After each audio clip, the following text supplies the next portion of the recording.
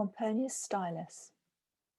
I will be gone from here and sing my songs in the forest wilderness where the wild beasts are, and carve in letters on little trees the story of my love, and as the trees will grow, letters too will grow, to cry in a louder voice the story of my love. Virgil.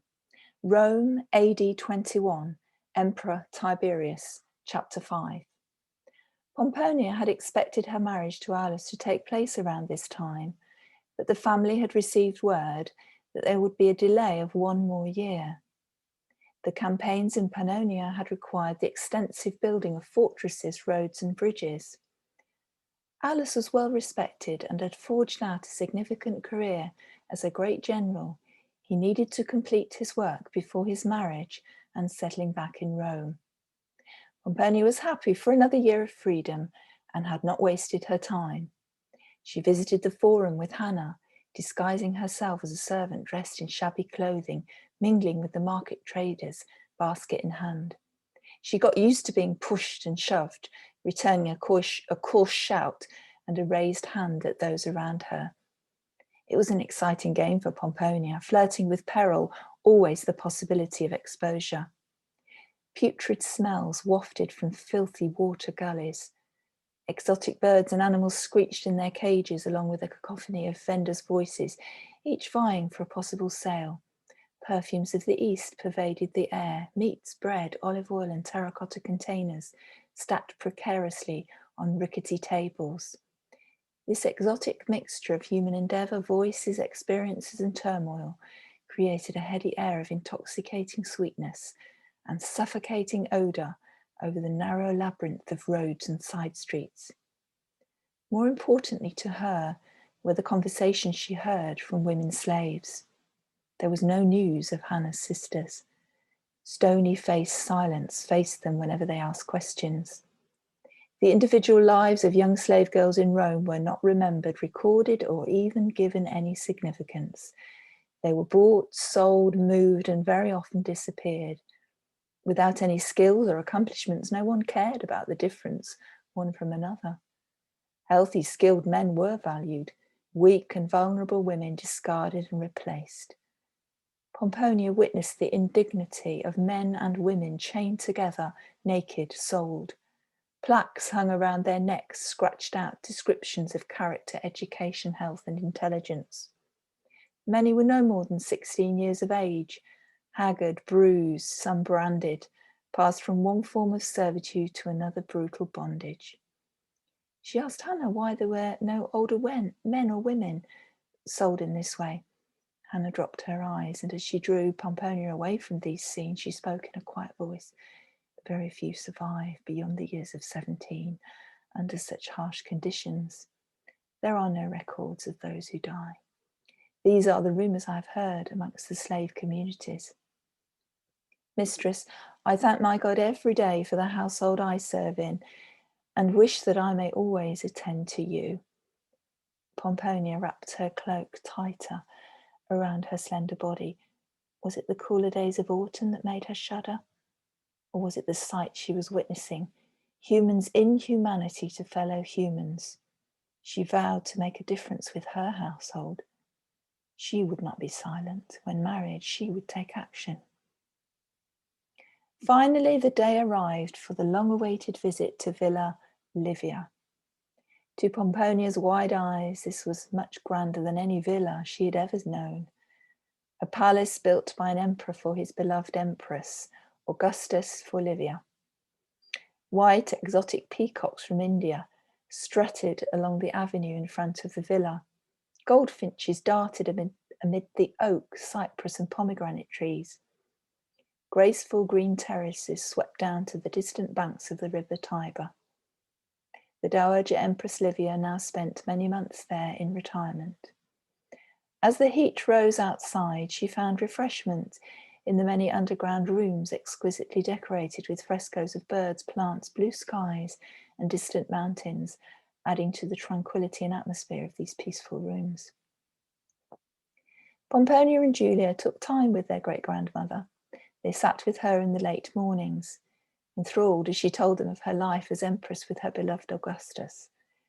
At only 16 years of age, Livia had fled to escape a civil war whilst protecting baby Tiberius. She'd witnessed the suicide of her father. They had then become fugitives in Sicily. She recalled how her baby was quieted under a blanket, nearly smothering him to prevent their enemies from hearing his cries. As Livia spoke, her voice quavered. Pausing with nostrils distended, her face changed and distorted into a mask, displaying fierce, raw anger. The two girls held their breath and dared not to move. Her voice filled with rage. Faced with death and torture for your children, you experience base emotions that are like that of a wild animal. Any means at your disposal you will grasp at for survival. Her long, gnarled fingers, decked with heavy gold rings, grasped the arms of her chair, the veins and sinews raised across the lined, mottled skin as the intensity of her grip increased. Gradually, she softened. Julia and Pomponia were transfixed. She continued, "These deep feelings set a foundation for the pattern of your life. Mother, woman, wife, grandmother, and now a great-grandmother. You know your capabilities, so you learn to control and plan with love and loyalty.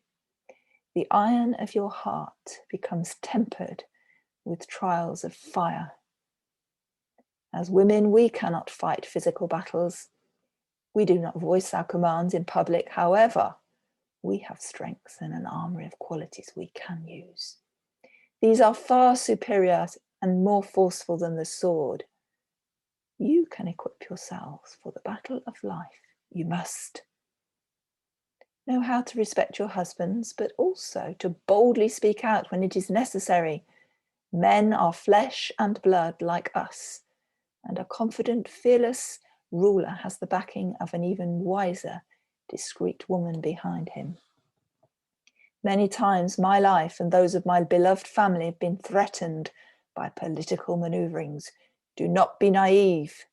Be quick to see those who will be truthful to you, but quicker to see the dishonest and self-seeking. Keep only a slave close by who is to be trusted." Her voice then changed ominously.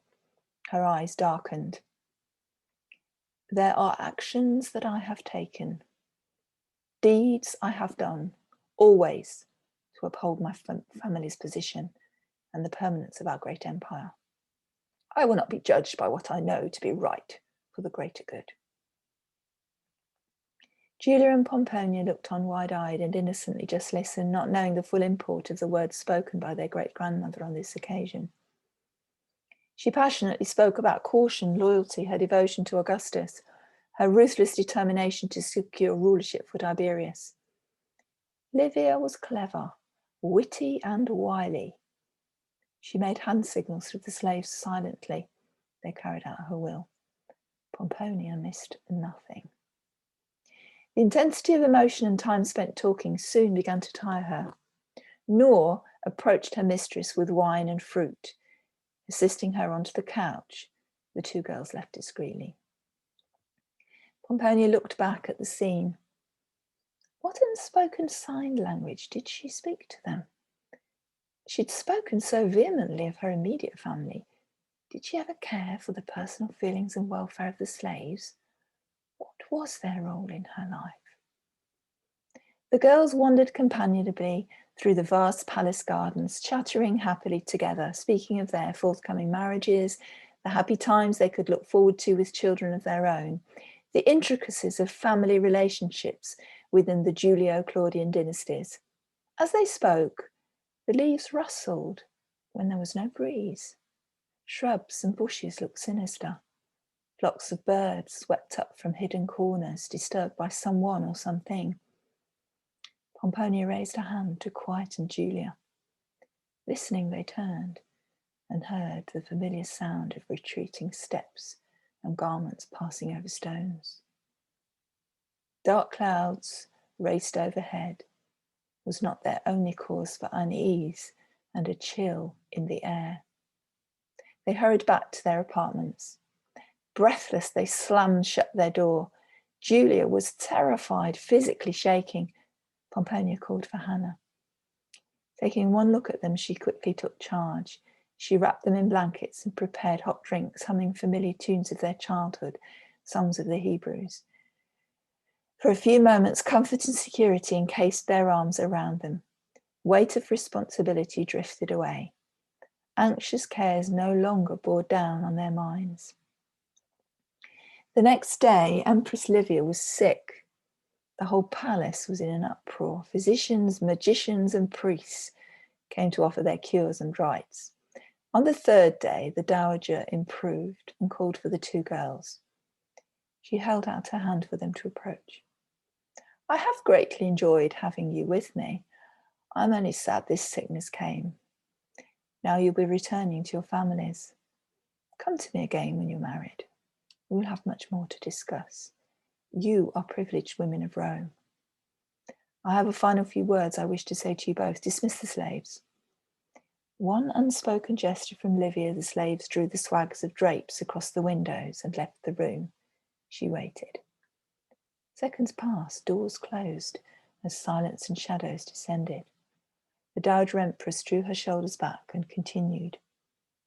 My words will be short and direct. Your children you will undoubtedly love with a feeling that will possess you, overwhelm you, something you will have never experienced before. Now listen carefully. There is also another inevitable eventuality that will occur. You need to know. Her hawkish, piercing eyes looked at each of them in turn. She continued gravely. There will be those close to you who will hate you and your offspring. Your life will be in danger. Be attentive, vigilant to threatening plots and poison to yourself and your children. The closer you are to the household of Caesar, the greater the danger. I will do my best to protect you. Let your slave girls care for your babies when they are first born. Do not attach yourself to them for many days. I say this, knowing many will die in childbirth or very soon afterwards. Protect your growing infant sons for them to reach their manhood. Your daughters, above all else, prepare them. I repeat, you must prepare them for what lies ahead. Instill in them courage and resilience. They will need to be as strong as iron. Their lives will be painful because suffering will come to them. Better you know of this now than to spend wasted time on mourning and grieving. Love your children, protect those that live to carry your illustrious names forward. The future of this great empire depends on your children. She paused as if deep in thought. Wagging a crooked finger, she looked around and hissed, Pomponia, guard what you write and speak. Whilst I am alive, you will have a measure of protection. She closed her eyes and sagged back onto her cushions. The girls remained silent, fearing she'd passed away. She snorted, opened her eyes as a trace of a smile passed her lips. She called out for Nor. I give you my blessing along with these two caskets. Take them. The jewellery is yours now. With my love, there are boxes of material, silk, linen and wool. You will both be fine brides. My blessing on your marriages. My greetings to your noble families. Now go. This old woman needs to rest, recuperate and live to fight more battles. Thanking her profusely and kissing the soft-lined skin of Emperor Livia, the two young women left, somberly carrying their gifts, the weight of grim words weighing far more heavily upon them than any cases of gold and fine cloth. The carriages that had brought them to the villa arrived, their jewels and luggage packed away with the trappings of innocence and childhood naivety. Never again would Julia and Pomponia be those young girls of ignorance. They said goodbye with sadness clinging to each other and an unspoken dread of something gone forever. Julia begged her friend to send word of any news she may have of the secrets they shared. They swore their deep love for each other and parted with the weight of marble in their hearts. Pomponia could sense the fragility of her friend's mind. She wanted to say so much to comfort, console, and reassure. For Julia, she need not worry about her future. But her words would not form on her tongue. For inside the innermost, deepest crevices of her mind, a dark cloak of anxiety hung heavy over them, and the power of speech left her. Upon returning to Domus Gregoria, Pomponia found the household in a state of noisy excitement. Quintus and Luciad had returned. The two young men were now grown and had matured in their manners and spoke very well. Quintus looked like the potential statesman he was to become. He stood tall and erect, and when he spoke, all were silent. He drew people into his world. The room became charged with his presence. He commanded attention. The easy way he narrated his experiences of life in Alexandria, it was humorous, appealing, and animated. When Quintus spoke, all eyes were upon him. Pomponia noticed even the slave girls were attentive to him, particularly Selene. Pomponia could see the intensity of interest in hearing of fellow Greeks Quintus had come to know. When she heard Greek, her lustrous eyes lit up. The attention did not go unnoticed by Quintus. As he caught the glance of Selene, his eyes swept over this beautiful slave girl. The golden snake bracelets of her slavery only enhanced the slenderness of her arms as she drew her hand toward her eyes to conceal her gaze. Lucius' muscular frame was solid and had grown nearly as tall as Quintus. When he spoke of the skills and craftsmanship he'd learned, his whole demeanour exuded enthusiasm and power. Lucius was to join the ranks as second in command of a legion, the tribunus Laticlavius, and meet up with Aulus out in Pannonia. The family were very proud of him. Lucius had news, letters, and gifts from Aulus. He'd spent some time visiting the troops in Pannonia as induction into his future role. He handed Pomponia a sealed scroll along with a wooden casket. Pomponia had never received a personal scroll before. She felt her cheeks burning and became a little flustered and hurried off into the atrium. The noise and laughter of the family receded. Only the sound of water gently cascading into the lower basin pool interrupted the calming moment. She sat on the warm marble tiles, opened the scroll, and read. To dear Pomponia, as I write to you from this land of verdant forests, mountains, and rivers, I think back to the short time we spent together at your parents' villa. We spoke briefly of the poets, the beauty of the natural landscape around us, the birds we were accustomed to seeing. I remember your love of rosemary leaves and flowers. I agree it is so fragrant and pleasing in colour. It grows here, wild amongst the rocky inlets near the sea. It reminds me of you. We have many things in the future we will talk about together, Pomponia. I remember your lively conversation and how we laughed together. Sadly, my military service has been extended far longer than I anticipated. Upon my return, I will take care of you and we will work closely together. I have every confidence we will be good friends whilst building our own strong family. This seeming delay will be short compared with the life ahead of us. I know you are from a good family and have learned many skills. It's been enlightening spending time with your fearless and hardworking brother. He will do well with us here in Pannonia. There is still much building of roads and bridges to be done. Please enjoy the gift I have sent to you with your brother. It is a token of my loyalty to you. Maybe you are smiling now. This is how I remember you. Keep your smile for me. I remain your betrothed, Aulus.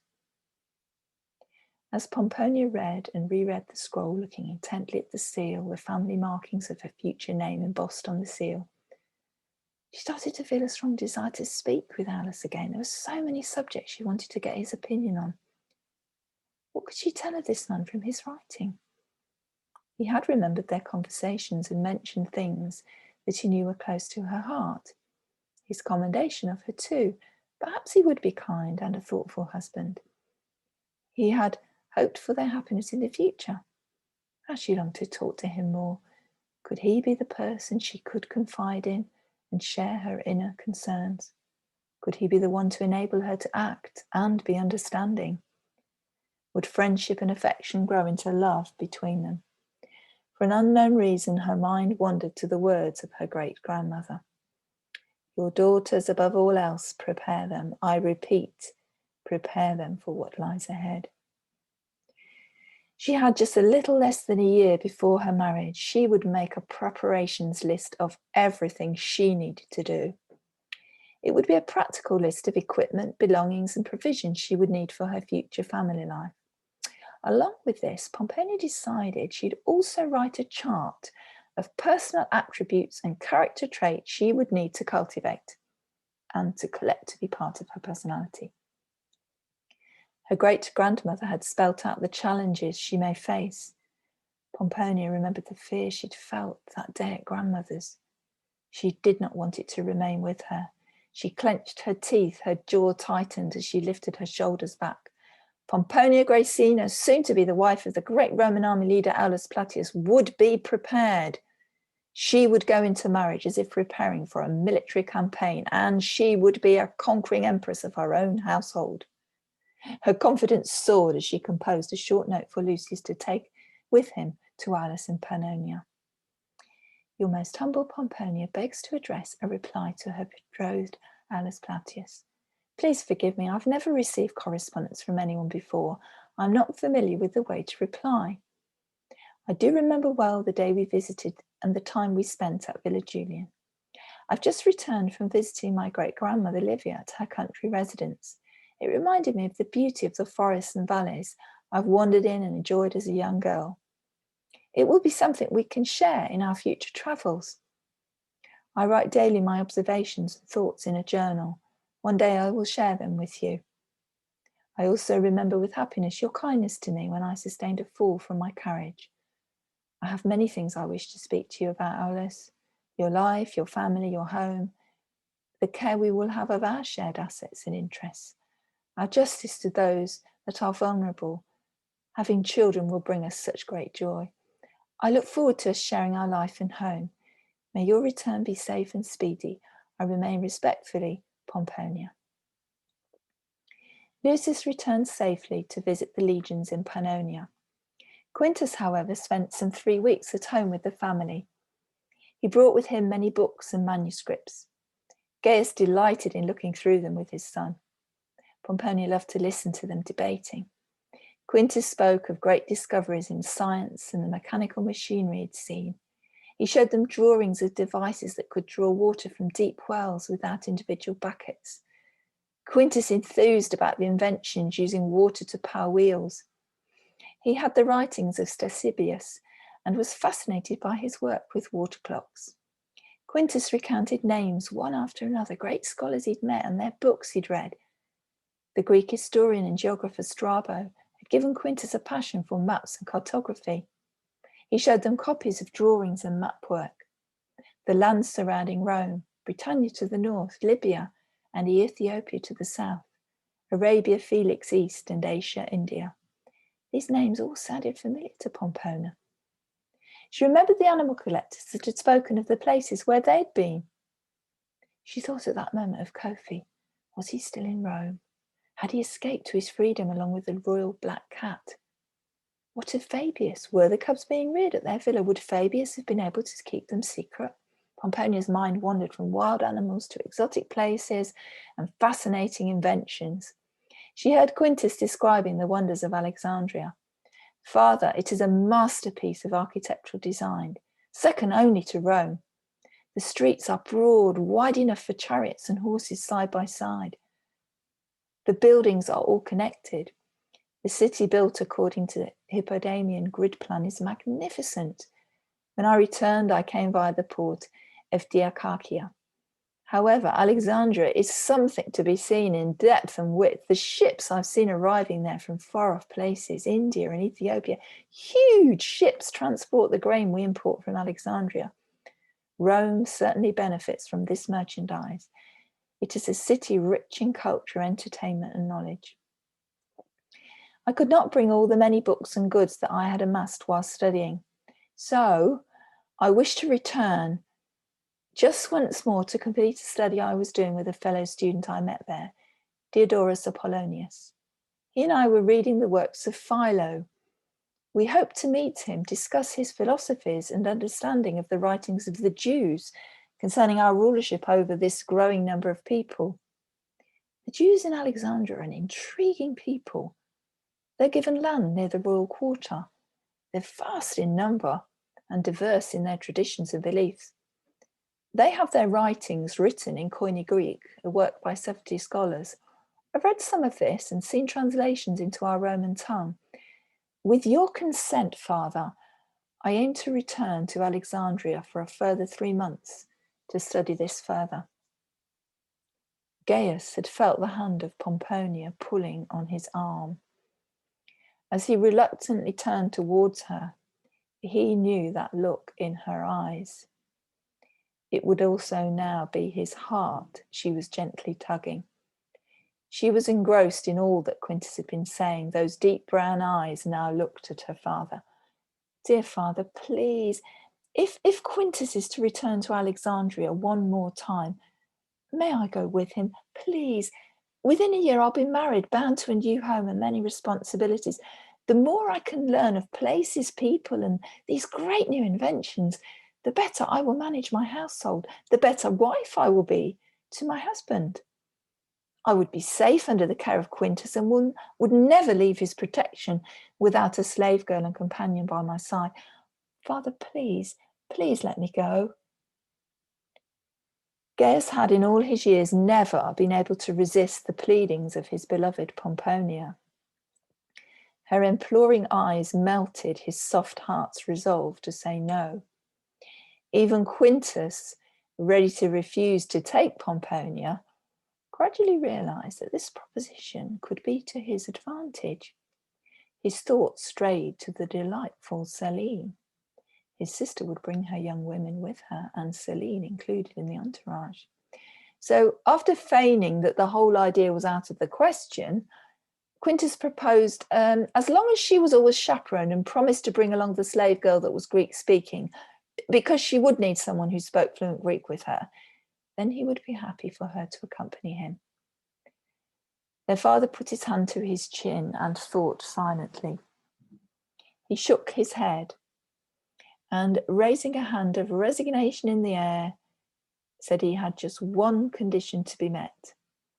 Pomponia was to stay at the house of Lucius Caius Strabo. He was a personal friend of Gaius and had been head of the Praetorian Guard in 15 AD before being appointed governor of Egypt. He would write directly to him.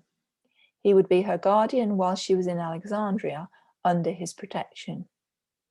Quintus also asked to stay with the governor whilst he completed his studies. Gaius was more than happy with this arrangement. So it was agreed they would remain in Alexandria only for 3 months, and then upon their return, all preparations for Pomponia's marriage would be completed. That night, Pomponia forgot all the anxiety and trepidation she'd felt in the morning upon leaving the Empress Livia and Julia. Her natural inclination towards adventure and thirst to learn as much as possible removed all her fears. She longed to cram into her journals all the experiences of Alexandria. She visualized the city, parks, libraries, markets, the treasure of knowledge, new inventions, discoveries of science and medicine. Her thoughts sent a thrill through her body. She would take Hannah and Selene and share everything with them, watch their responses, record and see life from their viewpoint. She would write it all down and share this journey of discoveries.